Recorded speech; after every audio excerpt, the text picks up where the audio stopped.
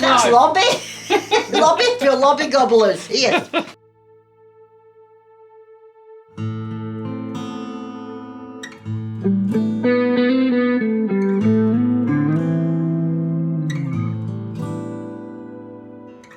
Well, it's a gorgeous summer evening in August in Whitehaven, and it is a beautiful evening. There's people in the sea here, paddle boarding, just swimming, and if anybody tells you that Whitehaven isn't a place to visit, don't believe them. It is lovely. Yeah, it's an old industrial town, and in places it looks a bit run down, but it really is nice, especially if you live up here. Now, just in front of me is the William Pit. I've been all around the Wellington Pit and the Saltham area doing our video on Salmage, but we're up at the William Pit. I couldn't miss this chance because on the 15th of August 1947 the William Pit blew up. There were a lot of colliery explosions in Whitehaven. The main band and the other seams were they're like gas houses, and in 1947 the William Pit blew up and killed 104 men and boys. So while I'm here, I'm in August, I thought I'd just have a quick look around it.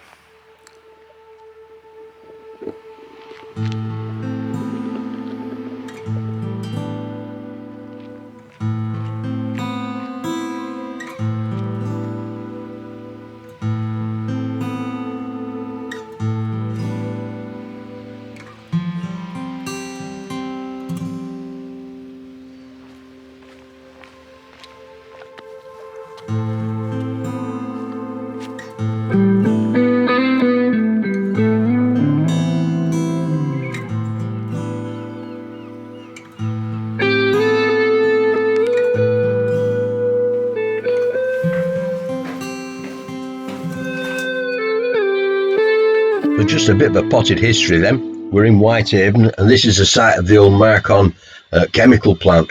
A bit of an industrial wasteland now, but if we go back, it was also the site of the Croft Pit and later the Ladysmith Pit.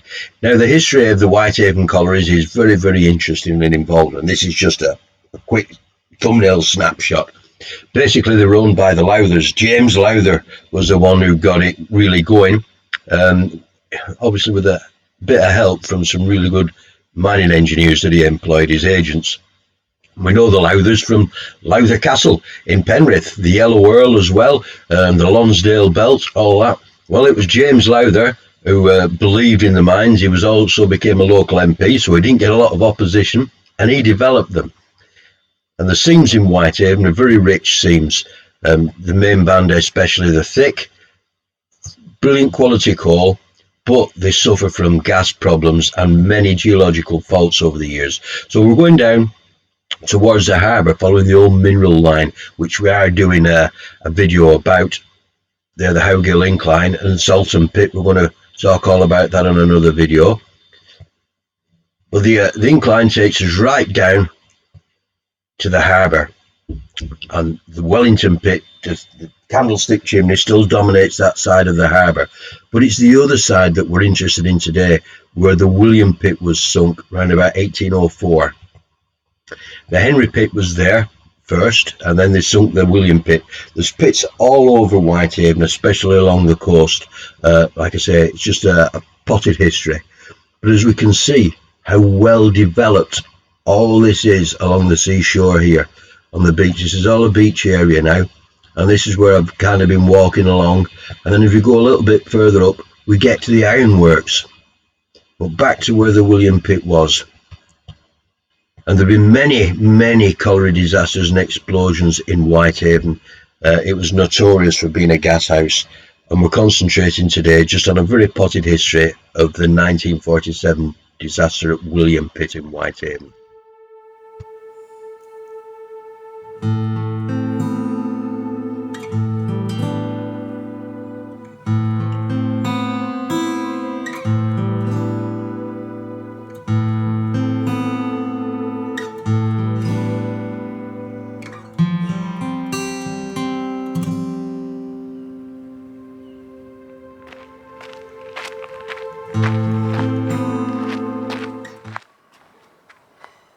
Henry Pit shaft, the William Pit just next to it.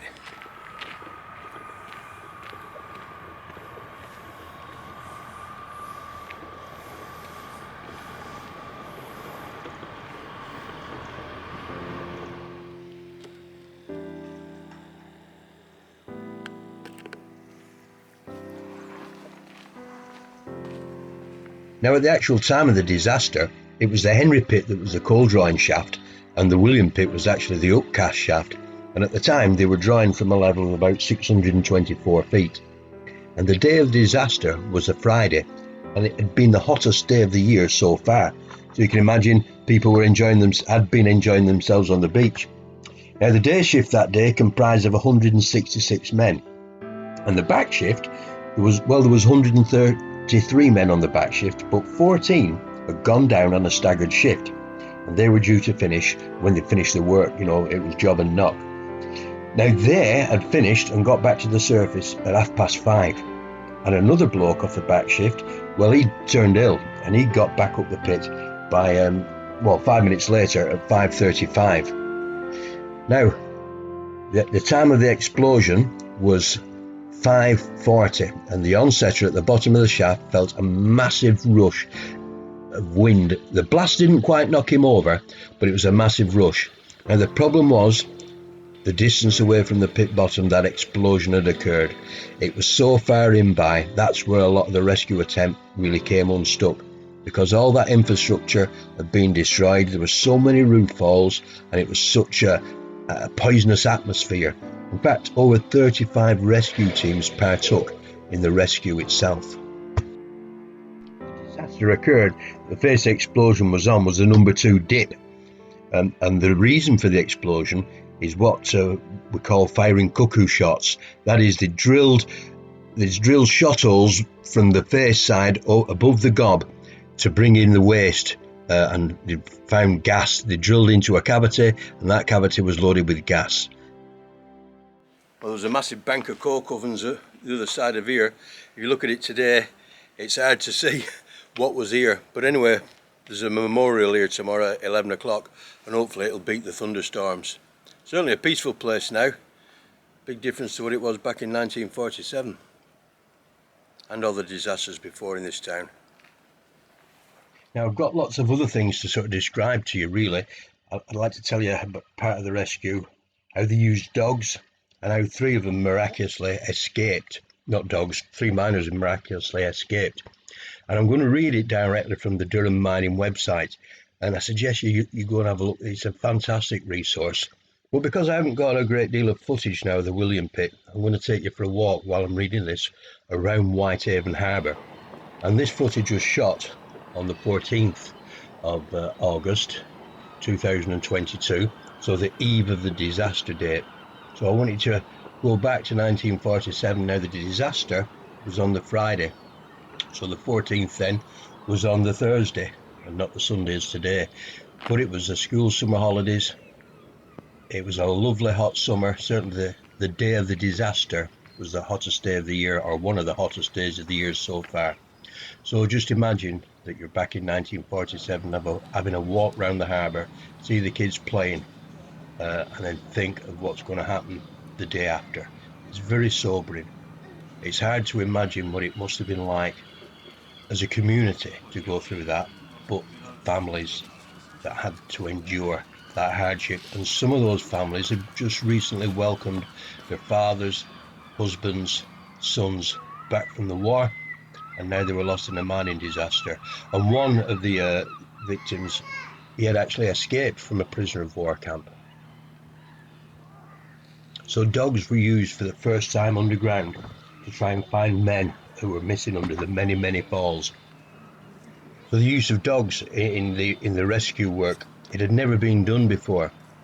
But 2 dogs, Rex and Prince, were sent up along with a man named Cooper and Marshall and Jenkins, and they were in charge of these 2 dogs, but they hadn't been really trained in recovery work. But they were joined by another dog called Jet, and it was picked up from its owner on its journey north. And Jet had done a lot of body recovery work during the London air raids. But it had been back with its owner as a pet for nearly 2 years, so it was a little bit out of practice. Now, the men in charge of the work, well, they'd never been underground. Now, just imagine your first time underground is under those conditions, the scene of an explosion, that it would be unnerving for men who were used to working in the pits. But yet, these blokes went down.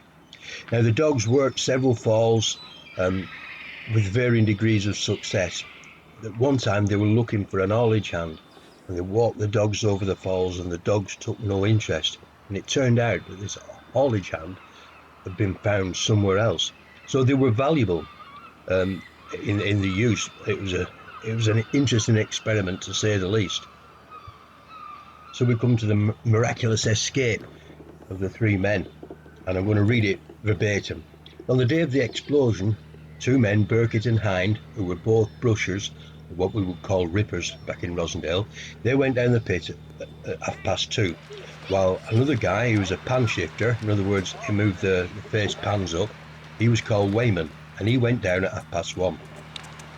Now, they were working in number 2 rise when the explosion happened, and all three, or the three living miracles, as they were noted by Abe Moffat from the National Union of Mine Workers, they gave their evidence, and it's their own dramatic words that we're going to follow, particularly Burkitt's undramatic words.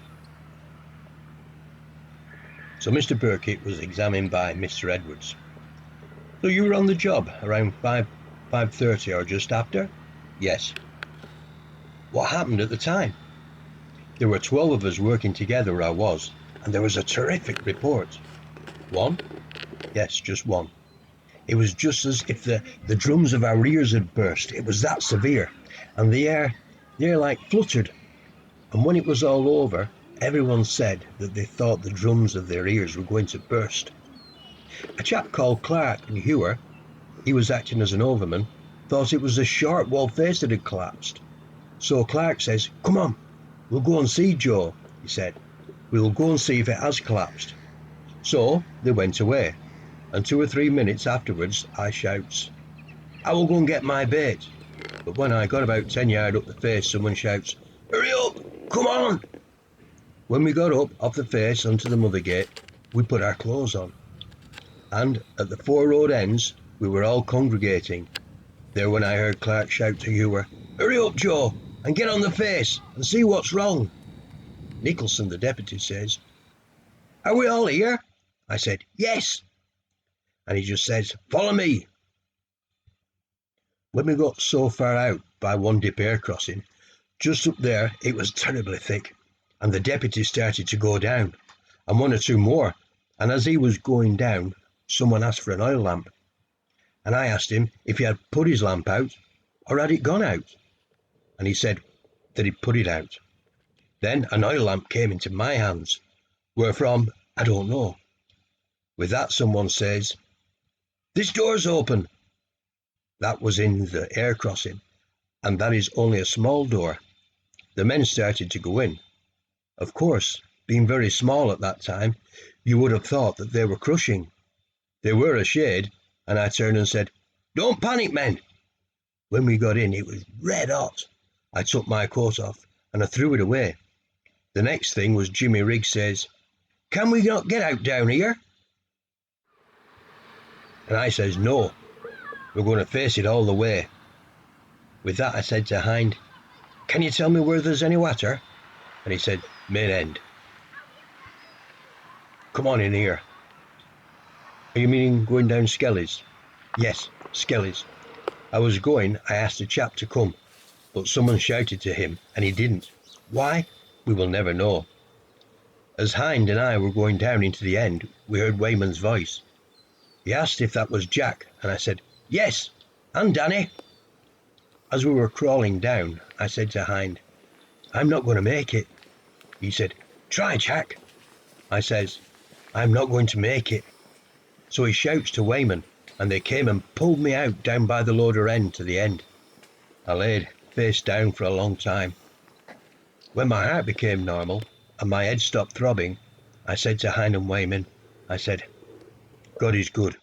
We will get out of here." I asked them what water we had, and they said 2 bottles. I said, "Don't drink it." and I saw what bait I had, and I had a little bit. They had theirs, and after the bait they said, "What about having a go?" I says to Wayman, You take the lamp, Jimmy." "Are you referring to the oil lamp?" "Yes," I says. "You take the oil lamp." I had a hawk, and I said, "Danny, bring the water and the 2 bottles, like." So we tried. When we got about 20 or 30 yards in by that crossing, well, we had to retreat again. We went back and tried 2 or 3 times. Was the atmosphere stuffy? Yeah, it was bad. It was smoky. It was bad. When we were lying, I don't know what time it would be, Hines says, "They're a long time of coming us, Jack." I said, "Yes." But he said, "There must be a big fall." I said, "There must be." And I said, "If they have to come from the pit bottom, they will hurry, and we will get out as fast as possible." I said, "God is good, and we will get out." While we were lying there, Hines says, "Jack, look at this lamp." I looked, and gas was right up the barrel. So we decided to have another go. We set off again, and when we got to the brow top, the lamp went out. He says to me, "What are we going to do?" I says, "If we go back there, we've had it. If we go on, we have a chance of getting out, or else we go under." I had a scarf around my neck, and I asked Hein to wet it, which he did. I asked them if they had a scarf, and they said no. I said, "Take a stocking off." Hein tore his shirt, and Wayman took his vest off. We wet them and set off out. As we were passing the dead, Wayman felt one of their arms. But before we went on, I said to Jimmy, "Click Nicky's oil lamp." He got that oil lamp, and we got out to the second air crossing. So that's the second oil lamp. Yeah, we got to the crossing, and when we got up onto the top, Hines said, "There's a light here." And I said, "We don't want that." Then Hines said, "There's air coming up here." And I said, "That's where we want to be." And as we were going down, Hines said, "This is better than winning the Irish sweep." We travelled out right to the entrance of number 3. As we were going up the main road and got so far, I said, "For a pipe a minute, we want another minute." And we had another. As we came to each fall, we went over the top until we came to the last one out by. We got to there, and we could hear knocking. I said, "Wait a minute." I knocked on the plate, but they couldn't hear what I said. "Come on, Jimmy, over the top." And as we were going up, I says, "Hello." From when we got on top, we saw men. That's it. Hind and Wayman told equally human and dramatic stories, confirming what Burkitt had said.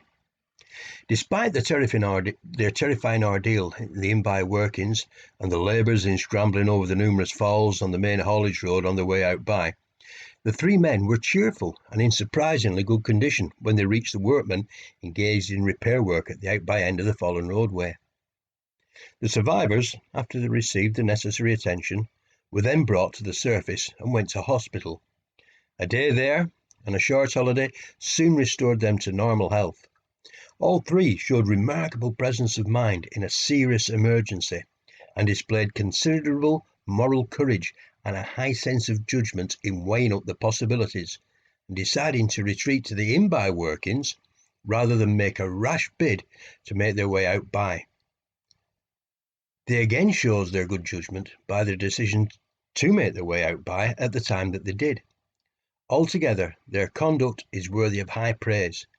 I have already brought this matter to your notice with a view to its appropriate recognition. The William Pit closed in 1954 after a productive life of going on for 150 years, and at least 14 explosions killed over 200 adults and children. There were also a lot of other fatalities at the pit. So that ends our short narrative. As I say, it's not a detailed history of the colliery or of the explosion. That deserves a full work. But I recommend that you look into it even more. And all the Whitehaven coalfield is certainly very, very interesting. and I recommend as well you visit the area. So thank you for taking the time to listen, and our thoughts, as always, are with victims and those families that are left.